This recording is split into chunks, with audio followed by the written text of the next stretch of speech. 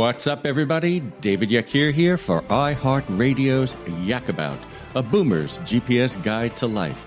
So if you're familiar with the years 46 to 64, then this is the place you want to be. So put your headphones on, go for a run, and listen as we yak about.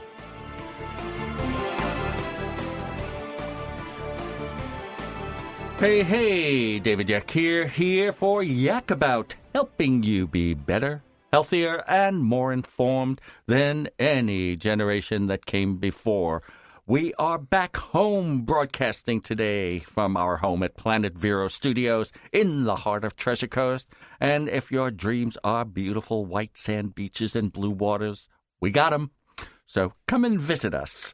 Anyway, we are back in the studio, and today is going to be a Yak About Tech Day. It'll be sort of impromptu. What I'm going to try to do today is answer a few questions. I'm here with Wayne, and before we start, I have to tell Wayne a great story. Okay. I got an email from Andrew Levy in Brooklyn that said his favorite shows are when Wayne and I just sit here and talk. Well, thank you. Thank you. You know, so it's a good show today because we're going to make it a tech show, and I'll answer some questions and wherever that leads us, and we hope we can fit it in all in the half hour we've got here. Good. But first, remember that the show is sponsored in part by New Vision Eye Center. So go see Dr. Minotti, Reinauer, Tate, O'Brien, and the rest of the great team, because Sally, Wayne, and I wouldn't trust our eyes to anyone else. And if you remember, I told you the story last week. I was in there this time with Dr. Tate, and the guy is saving my vision from what could have been a real retina scare. I don't think, Wayne, you were here. No, I was here with that. Sally. You know, I was sitting and talking to Sally about it, and I won't go over the entire story. But all of a sudden, I was having these lightning flashes. Oh, yes, yeah. And that was the start of maybe retina tears, and which could have required some major. And he caught it just in time, you know, good. Everything seemed to work out, and he's watching me, and he told me what to watch for, you know, and how to take care of them. And I have to tell you, it's the first time I walked out of Dr. Tate's office going, God, I love that guy. Yeah, You know? That's great. You know, that can be very serious, as you said. And what were your symptoms? Just the lightning flashes, no pain, no nothing, right? If the story I told last week was, I thought it was my glasses the whole time. I thought my glasses are a little bit scratched. Yeah. And I kept thinking it was catching light. Mm-hmm. And then I'm going, God, I got to have these glasses fixed. I got to get a new pair. And I wasn't getting around to it. And it was always when I was walking around in the dark. Yeah. And all of a sudden, I was walking into a room, and I got a couple of the flashes, and I go, I've had it with these glasses. And then I realized I wasn't even wearing the glasses. Oh, my goodness. And so I made the appointment the next day. And what was great is when I told them at reception that I was having these flashes, there was no hesitation. They had me there in seconds practically. Wow, great. You know, so I got to give it to them. I'm glad they sponsored this show. I always tell the listeners here that we only take sponsors we really believe in, and boy, these guys are great. They sure are. Okay, so I thought what we'd do today, and you're exactly the perfect person. I'm sure Andrew Levy in Brooklyn is going to love this. Well, I'm not sure he's a tech person, but we're going to concentrate, and we're going to do a yak about tech. So what I did, and you'll pardon me, listeners out there, because I'll be shuffling through a lot of papers today, I went through questions I was getting on emails or on Twitter or besides all those loving comments that people write, and not so loving sometimes. I picked out, I went through my files. I tried to copy and paste them into sort of a document of things I should talk about. I usually use them for subject matter that I research, and this time I thought I'd try a different approach. I thought I'd just take the questions, and I now call them questions for Yak because of the first question, which was, hey, Yak, you say in your opening, put on your headphones and go for a run. Given that the newer phones have no headphone jacks and you have to use either a Lightning port or USB-C port or wireless, what headphones do you recommend? And that's really interesting because, and I have it here someplace. So I'm headphone addicted. You know, I live my life on headphones, and you do too, Wayne, because you're in the studio. Right. But mostly you have studio phones around all the time. But for the gym or taking the walks or going running, there are headphones that work or don't work. But what I realized about headphones and recommending headphones is that we're all different. We all have different appreciations of what music should sound like. And headphone makers, and you're a good one for this, they have sound signatures. Mm-hmm. So designers of headphones will actually have an individual sound signature that's based on the person who's designing them, their likes in the quality of music. One of the universal things that was discovered recently and what made Beats so popular is that Beats was very bass heavy. Mm-hmm. That's right. And bass heavy actually covered up for the lack of dimension in the highs or the mid range. But they found that a lot of people, because it was bass heavy, thought they were getting a lot for their buck. It really sounded big and grand. Yeah. And there are others, really, the really high-end monitor headphones, which actually have true sound, where you hear a violin as a violin and a guitar as a guitar, and a drum the way it sounds without being pumped up into a heavy bass. Some people like their music pure. So you really have to understand what kind of music you like. But and the second thing is, now we're using wireless headphones because now the phones are being designed without the headphone jack. Mm-hmm. And so what I did was I concentrate. There's really only a couple out now that are within reason that I thought I would recommend. And then I want to talk about the really cheap ones that are really interesting. One is there's headphones called Jaybird X3. They're Bluetooth wireless. They've got a cord connecting the two earbuds. They go around your neck, and they've got the 3 controls that make it louder or stop and start or take a phone call. I find that they have a really nice sound. Now, Bluetooth does not have great sound. It just doesn't. I'm understanding that the next generation of Bluetooth will, or the generation after, but right now it doesn't. And so the Jaybirds have a sound where there's enough bass, right? The highs are reasonably good. The mids are reasonably really good. And if you're a person that, and it costs about $129, so that's one of them. Then I want to talk about the other one. I'm a big Bose fan, and Bose is sometimes heavily criticized because Bose has a very definite sound. It's not pure highs, pure mids, and pure bass. It's got a very big sound. You feel like you're getting a lot for your money. It's always, the Bose is grand, and it's not bass heavy the way Beats are, but you get a big sound. I like that. Mm-hmm. I find that when I go to the gym, it creates a whole world around me.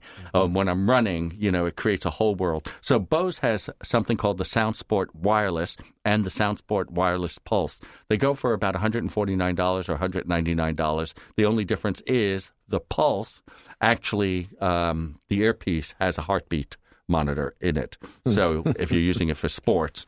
So that's my answer to the headphones that I would use right now. Oh, I did say I wanted to bring up something else. If you're an Amazon shopper, you know that there are a couple of Chinese brands that years ago we ignored because we considered Chinese products cheap.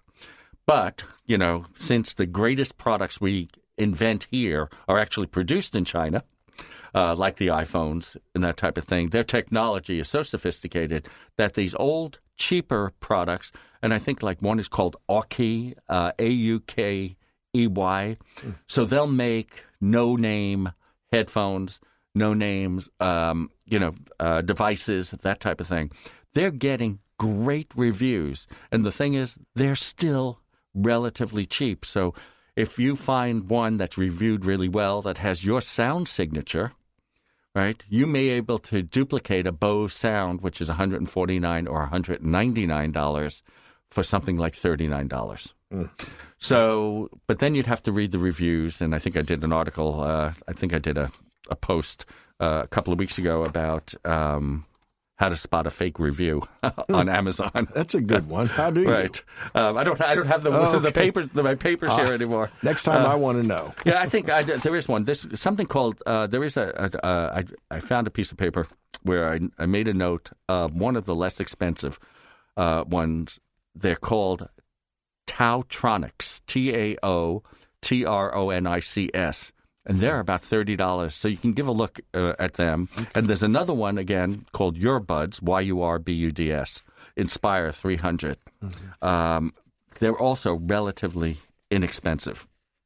So I didn't think my headphones were going to take up half a show, considering I have about 20 more questions. Yes. Anyway, do you think we should go for a break? Yeah, I think and then we'll come back? We're going to take a break, and then we'll continue it, okay? All right, and you have to do some more talking because Andrew Levy wants you to talk. I will be there, okay? All right.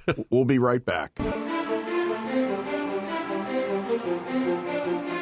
And we are back. I'm David Yakir. You're listening to Yak About. I am here with Wayne Dillon. How are you? And we were talking about a couple of things we wanted to talk about, but we have such limited time. We were talking about the headphones. And one thing I really do never talk about, because I never thought it was our audience, but the gaming headphones. And you just said you had a pair of gaming headphones you wanted to talk about. Yes, that's right. And we'll make it quick here. But the USB video gamers, I mean, these kids that are playing these video games, they have a selection now from hundreds of manufacturers. And David, these things range from, let's say, $50 to $500. They have 7.1 surround sound in the headphones. In the headphones. It's unbelievable. And I bought a pair because I use it for Skyping, my Skype calls.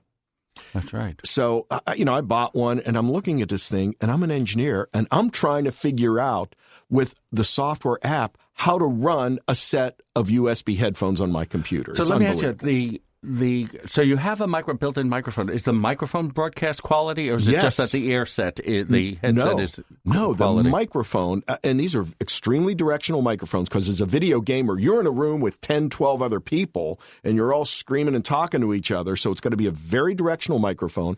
The frequency response on it is unbelievable. I mean, it's almost as good as a studio microphone now. Is there any specific recommendations for our kids out there who are gamers? If you're listening, MSI is good.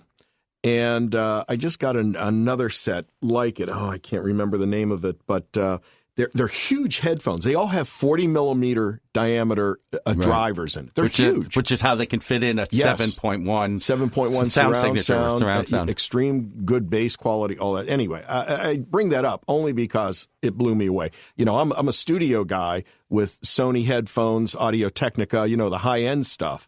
And here these kids have these gaming headphones that are unbelievable. Unbelievable. Yeah. It's interesting. I guess when I was younger, I got into games a bit, but it never became a major piece of how I use technology. But I'm always in awe of gamers. It's almost as if they can do something I can't do, my son is in that industry. Right. He develops games. Yes. And when he showed me some of their virtual reality games that are coming out on Sony, I was just By the way, when's he back in town? I want to have him on again. He was down here during the winter, during December. So he tries to get out, but they literally are going 24/7 at the studio. It's unbelievable. I'm sure. Gaming's the hottest thing. Yeah. I did want to talk about one thing. Yeah. We had a person, and I threw this in at the last minute, why it's right in the middle of my questions for Yak, is we had a tech scam right here, and because I was seriously just around the corner. So... And this is interesting because it was the first time that I had actually been right there to experience the scam. So I get a call from a dear friend, and she says, David, I'm in a panic, right? Get here. Mm-hmm. Something popped up. It said, call this number, right, to clean out your computer from this virus or some message like that. And she goes, what should I do? What should I do? So before I got there, she called the guy. And the guy, very nice, she asked questions and said, if you'll let me into your computer, I will clean out the viruses, and it only costs a certain amount of money. And she was smart enough to sit there and go, I can't let a stranger in, even though that stranger sounded, very good and professional.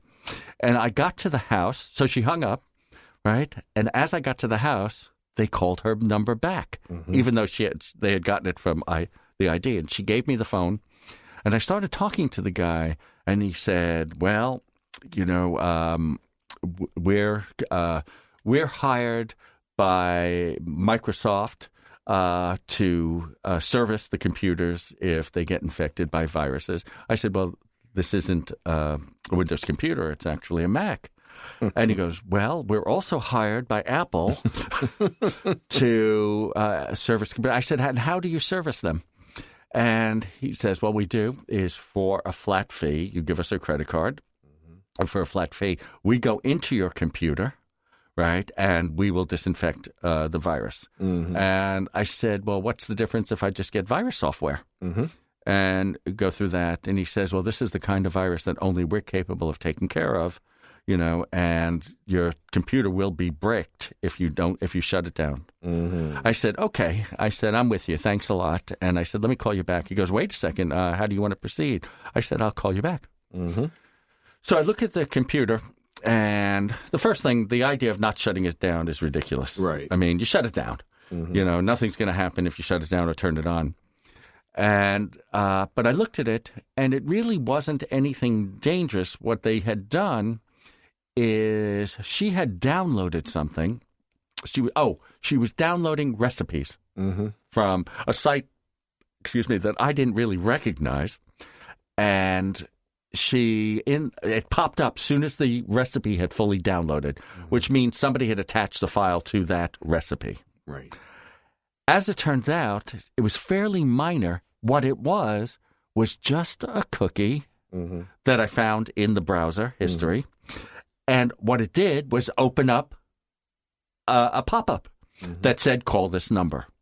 So there was actually no virus. I took out the cookie. I cleared her history. I cleared all the cookies out of her computer, and I told her that she's going to have to start putting in her passwords all over again, because once we got rid of it, and ran everything on the computer, ran every browser, nothing. Right? So I thought it was unusual because I thought something like that would be pretty significant and major, like the holding us ransom. In her case, it would not have mattered because she only uses her computer for email and browsing. So she doesn't keep anything on it. So we could have wiped it clean and just rebuilt it from scratch. She didn't lose anything. So it didn't matter in her case. But it was only a cookie. And what was interesting is that I was at dinner the other night, and I was telling the story, and the woman across the street, our neighbor and friend, sat there and said, oh, yeah, I got that one 3 times, right? I just shut it down, right, clear out my history, and nothing happened. Anyway, I did want to talk about that may be something that's not totally destructive. No, it's not. It's really what it is malware.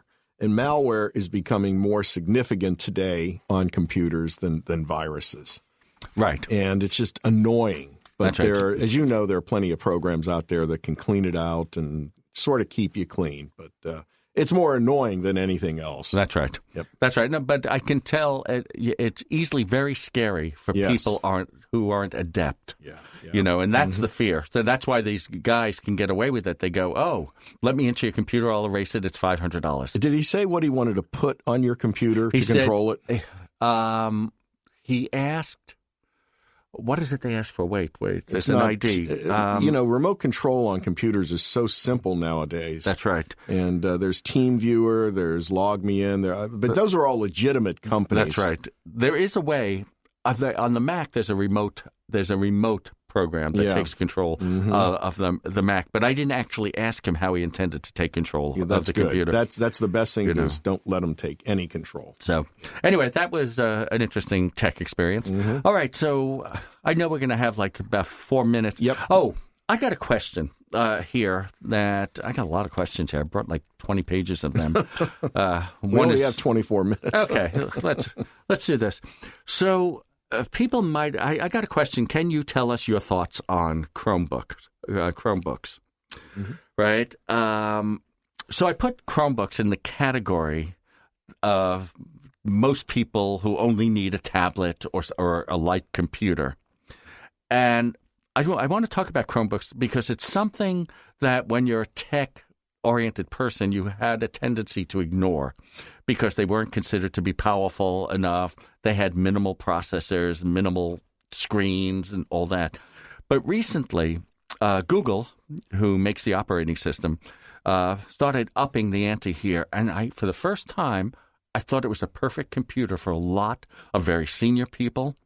And let me tell you what a Chromebook is.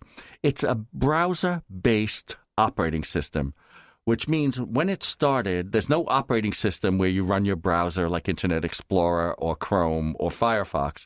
It is a browser, right? And you run everything through the browser.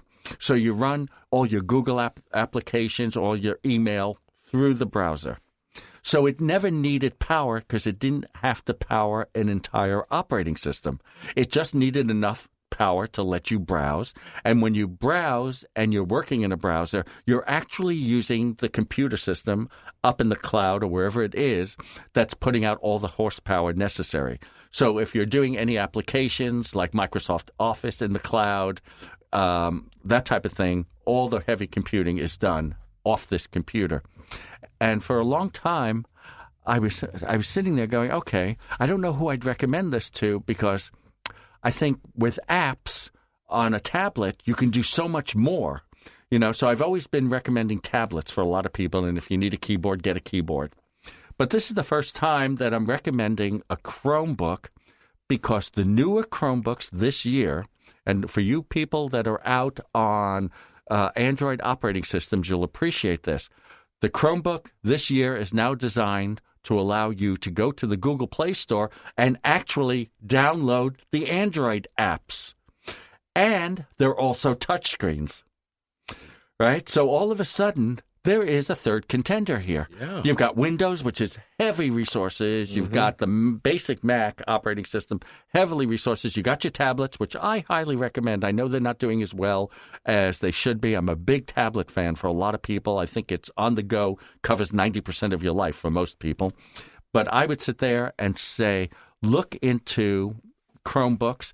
And let me tell you, the two names you should look at are Samsung, which is releasing 2 new models in the next month or so, and also Acer. Acer is coming out with a next-generation Chromebook. And here's the thing. For everything you can do on that, you can pay $200 to $400. Amazing. For the best of them, right, instead of paying $1,000 right. for a notebook, which I believe you just did, Wade. Yes, I did. Right. Yes. All right. We ran out of time, as we always do. Actually, I've got another 20 pages for you guys. But anyway, this is David Yakir. I'm here with Wayne Dillon. You're listening to Yak About, and don't forget to find us on all the social networks and the podcast systems. All right. Take care. Yak about yourselves.